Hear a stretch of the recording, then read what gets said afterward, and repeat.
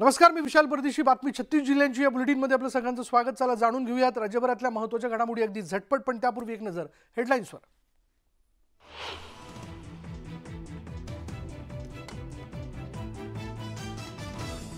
जुनी पेन्शन योजनेबद्दल अहवाल सादर. येत्या अर्थसंकल्पीय अधिवेशनात अंतिम निर्णय घेणार मुख्यमंत्र्यांचं विधानसभेत निवेदन. मुख्यमंत्र्यांनी निवेदन मांडल्यानंतर कर्मचारी संघटनेनं बोलावली तातडीची बैठक. बैठकीत संप मागे घेण्याचा निर्णय होण्याची शक्यता. कर्मचाऱ्यांनी संप मागे घ्यावा. संपकऱ्यांच्या मागण्यांसंदर्भात सरकार सकारात्मक.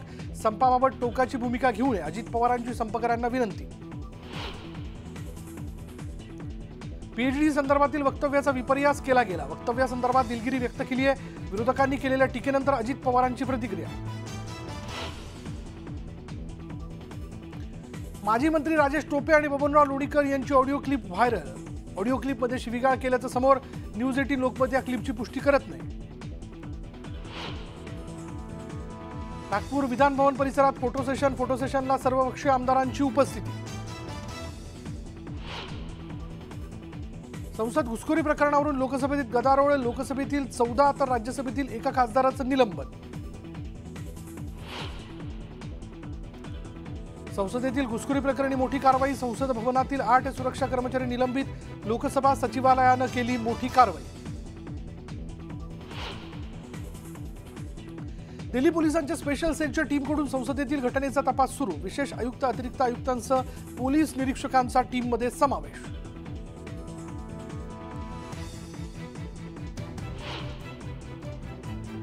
एका ब्रेकिंग न्यूजने आपण सुरुवात करूया. बोईसर तारापूर MIDC मध्ये उद्या पाणी असणार आहे. उद्या 20 तास पाणी पुरवठा बंद राहणार आहे. देखभाल दुरुस्तीसाठी पाणी पुरवठा बंद ठेवण्यात येतोय. सकाळी 11 वाजल्यापासून हा पाणी पुरवठा बंद असेल. 1200 उद्योगांसह 9 गावांमध्ये उद्या पाणी असणार आहे.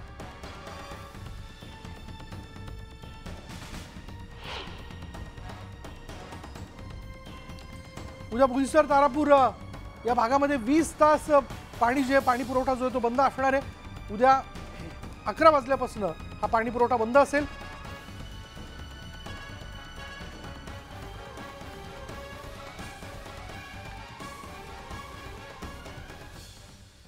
पण आता जाणून घेणार आहोत 36 जिल्ह्यांमधल्या वेगवेगळ्या घडामोडी. अगदी झटपट सुरुवात करूयात. निकषात बसत असतानाही जळगावमधील तब्बल 10,000पेक्षा जास्त शेतकरी केळी पीक विम्याच्या लाभापासून वंचित राहिले. जिल्ह्यात 3 मंत्री, 15 आमदार, 2 खासदार असतानाही शेतकऱ्यांवर ही वेळ आल्याचं सांगत शेतकऱ्यांनी आंदोलनाचा इशारा दिला.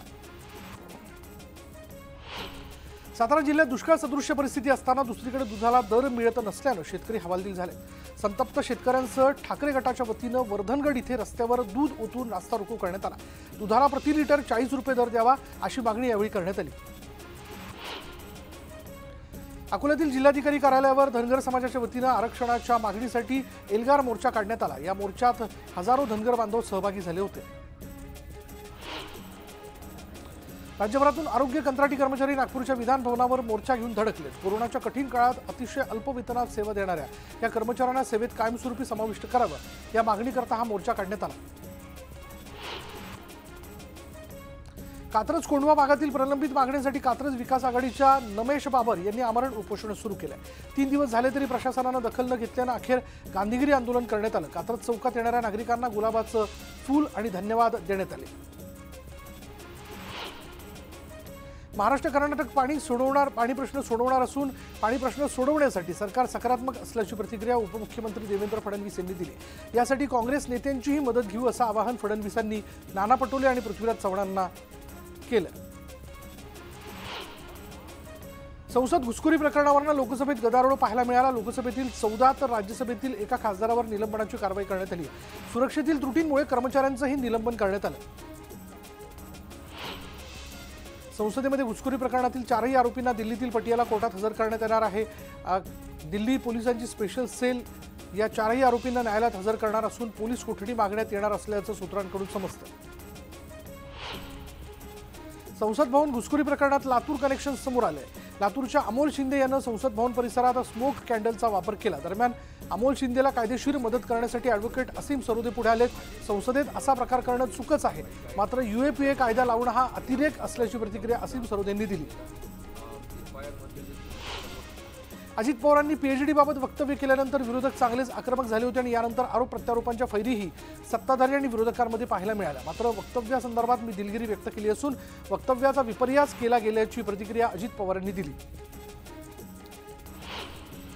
खासदार सुप्रिया सुळे यांच्या पाठपुराव्याला यश आलंय। हडपसर ते दिवेघाट रस्ता चौपदरी होणार असून त्यासाठी केंद्राकडून 792.39 कोटींचा निधी मंजूर करण्यात आला। खासदार सुप्रिया सुळे यांनी केंद्रीय मंत्री नितीन गडकरींचे आभार मानले। सरकारी कर्मचाऱ्यांच्या संपाचा सामान्य नागरिकांना फटका बसत असून शासकीय कामानिमित्त कार्यालयात जाणाऱ्या नागरिकांना मनस्ताप सहन करावा लागला। संपामुळे गोंदियातील सर्व कार्यालयांमध्ये शुकशुकाट पाहायला मिळाला। जुनी पेन्शन योजना लागू करावी या मागणीसाठी सातारा जिल्हा परिषद कर्मचारी संपावर गेल्यानं जिल्हा परिषदेत शुकशुकाट पाहायला मिळाला। जिल्ह्यातील हजारो कर्मचारी या संपात सहभागी झाले। वाशिममधील सुमारे 7,500 राज्य कर्मचाऱ्यांनी जुन्या पेन्शनसह इतर 16 मागण्यांसाठी बेमुदत कामबंद आंदोलन सुरू केलंय। आंदोलक कर्मचाऱ्यांनी जिल्हाधिकारी कार्यालयावर मोर्चा काढत निदर्शनं केली।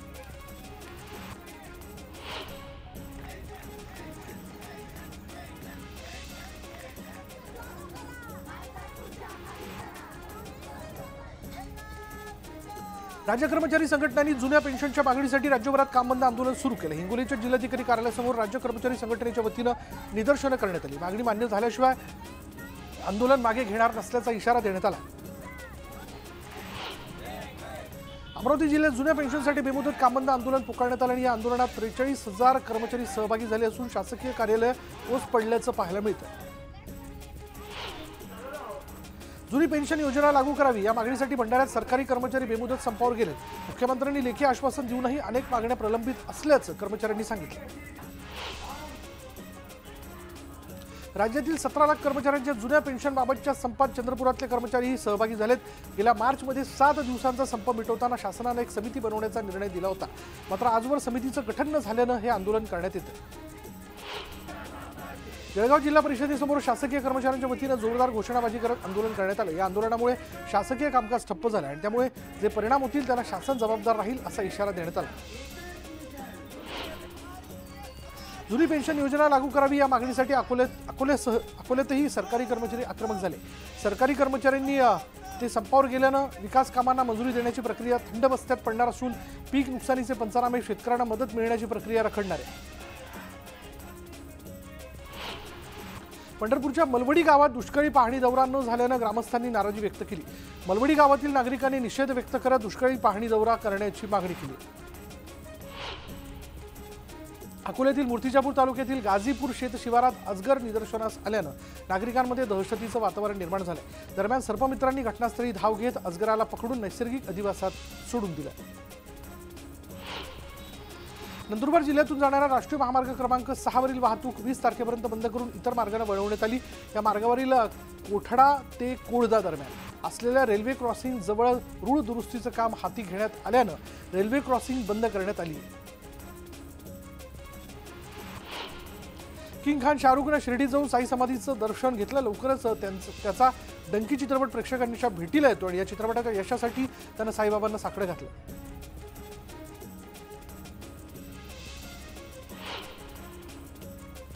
वर्ध्याच्या वडगाव टोल नाक्यावर वाहन चालकाला टोल नाका कर्मचाऱ्यांनी बेदम मारहाण केल्याचं समोर आलं। किरकोळ वादातून ही मारहाण झाली असून त्याचा व्हिडिओ व्हायरल होतोय आणि या प्रकरणी तक्रार करूनही कारवाई झाली नसल्याचा आरोप केला जातोय। मनमाड शहर परिसरात चोरट्यांनी धुमाकूळ घातला असून बंद असलेल्या घरांना रक्ष केलं जातंय। शहरातील पांडुरंगनगर भागात बंगल्याचं कुलूप तोडून रोख रकमेसह दागिने चोरण्यात आले आणि या प्रकरणी पोलीस तपास करतात। वाई तालुक्यातील सोनगिरवाडी इथे आंबेडकर नगर हद्दीमध्ये एका माल वाहतूक करणाऱ्या ट्रकला भीषण आग लागली होती। वाई नगरपालिकेच्या अग्निशमन दलाने ही आग आटोक्यात आणली। मात्र आगीत ट्रकमधील माल पूर्णतः जळून खाक झाला। आमदार अपात्रता प्रकरणी 2 लाख पानांची कागदपत्र तयार करण्यात आली असून 34 याचिकांचं 6 गटात वर्गीकरण केल्यामुळे विविध 6 निकाल लागणार असल्याची माहिती मिळते। विधिमंडळ सचिवालयाकडून सुनावणी कार्यवाही 20 डिसेंबरपर्यंत पूर्ण होण्याची शक्यता असून या संदर्भात सर्वोच्च न्यायालयात 3 आठवड्यांचा कालावधी मागितला जाणार आहे। तशी याचिका विधिमंडळाकडून दाखल करण्याची शक्यताही वर्तवली जाते। काही दिवसांपूर्वी झालेल्या जालना जिल्हा मध्यवर्ती बँकेच्या निवडणुकीवरून माजी मंत्री बबनराव लोणीकर आणि माजी मंत्री राजेश टोपे यांच्यात वाद झाल्याचं पाहायला मिळालं होतं। यातून टोपे यांच्या गाडीची तोडफोड करण्यात आली होती आणि आता या दोन्ही आमदारांची एक तथाकथित ऑडिओ क्लिप व्हायरल होत असून त्यात एक आमदार शिवीगाळ करताना ऐकायला येतोय। या तथाकथित ऑडिओची क्लिपची न्यूज 18 लोकमत पुष्टी करत नाही।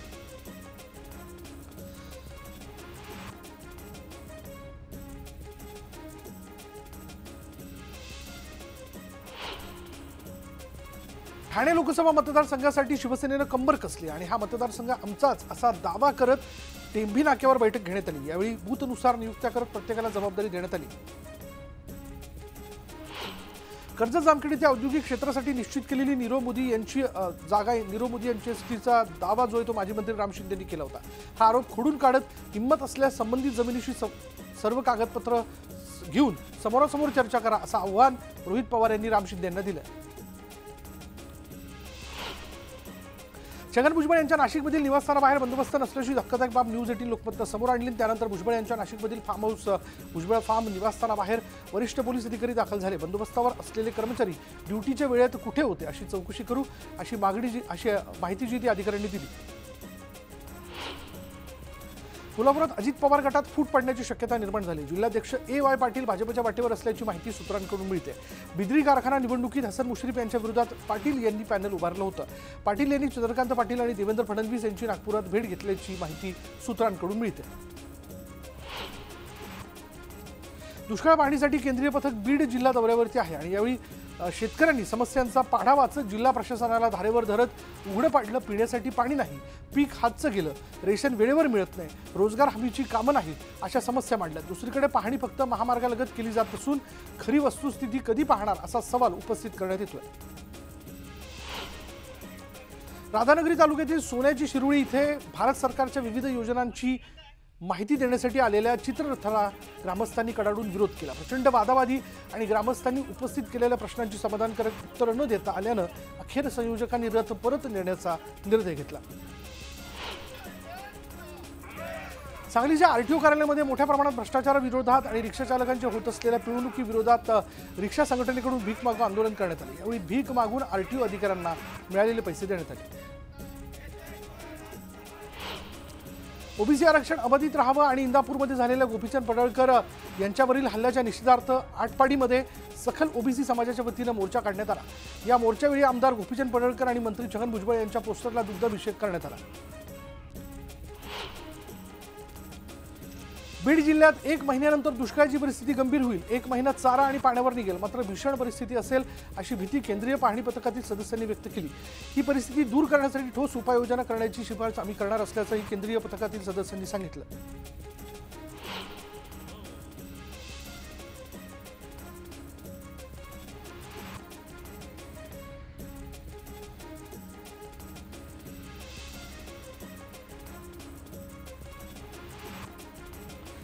पुणे मुंबई एक्सप्रेसवेवर गॅन्ट्री बसवण्यासाठी 2 तासांचा ब्लॉक घेण्यात आला होता आणि हे काम अवघ्या 30 मिनिटात पूर्ण झाल्यानं वाहतूक सुरळीत झाली। या आठवड्यातील हा दुसरा ब्लॉक होता। अहमदनगरच्या पाथर्डी पोलीस ठाण्यात कार्यरत असलेल्या रामनाथ भाबड या हेड कॉन्स्टेबलने आत्महत्या करण्याचा इशारा दिला। 2 दिवसात प्रमोशन न मिळाल्यास आत्महत्या करणार असल्याचं पत्र त्यानं दिल्यानं एकच खळबळ उडाली। मालेगावचे महापालिका आयुक्त भालचंद्र गोसावी यांची तडकाफडकी बदली करण्यात आली। माजी आमदारांसह इतर राजकीय पक्षातर्फे गोसावी यांच्या विरुद्ध अनेक आरोप करण्यात आले होते। गोसावी यांच्या जागी रवींद्र जाधव यांची नियुक्ती करण्यात आली। दूध उत्पादक शेतकऱ्यांच्या विविध मागण्यांसाठी पंढरपूर कुर्डुवाडी महामार्गावर ठाकरे पक्षाच्या युवा सेनेच्या वतीनं रास्ता रोको आंदोलन करण्यात आलं। सरकार दूध उत्पादक शेतकऱ्यांसोबत दुजाभाव करत असल्याचा आरोप यावेळी शेतकऱ्यांनी केला। सांगली जिल्ह्यात 15 दिवसांपूर्वी झालेल्या अवकाळी पावसामुळे जिल्ह्यातील 32,782 शेतकऱ्यांच्या 16,559 हेक्टर क्षेत्रातील द्राक्ष, डाळिंब, आंबा, केळी, फळ पिकांसह रब्बी पिकांचं मोठं नुकसान झालं। या नुकसानीचा प्राथमिक अहवाल जो आहे तो प्रशासनाने राज्य शासनाकडे सादर केला आहे आणि या नुकसानीमध्ये सर्वाधिक फटका फळ पिकांना बसलाय। जळगावच्या चाळीसगाव तालुका हा दुष्काळग्रस्त म्हणून जाहीर करण्यात आला आहे। त्याच्या पाहणीसाठी केंद्रीय पथक दाखल झालं असून दुष्काळामुळे झालेल्या नुकसानीची पाहणी करण्यात येते। छत्रपती संभाजीनगर शहरातील MGM विद्यापीठामध्ये प्रसिद्ध शेफ विष्णू मनोहर यांनी 6,500 टन खिचडी बनवून एशिया बुक ऑफ रेकॉर्डमध्ये त्याची नोंद झालेली आहे. विष्णू मनोहर हे राम मंदिराच्या उद्घाटनाच्या दिवशी अयोध्येमध्ये देखील 500 टन शिरा बनवून वर्ल्ड रेकॉर्ड करणार असल्याचं त्यांनी सांगितलं. नाशिक जिल्ह्यातील बाजार समित्यांमध्ये कांद्याच्या दरात घसरण सुरूच असल्याचं दिसून आलंय. नांदगाव बाजार समितीमध्ये कांद्याच्या भावात मोठी घसरण झाल्यानं संतप्त शेतकऱ्यांनी लिलाव बंद पाडून बाजार समितीसमोर रास्ता रोको केला. आणि यानंतर वेळ झाली का ब्रेकची. ब्रेक घेऊयात. पहा फक्त न्यूज 18 लोकमत.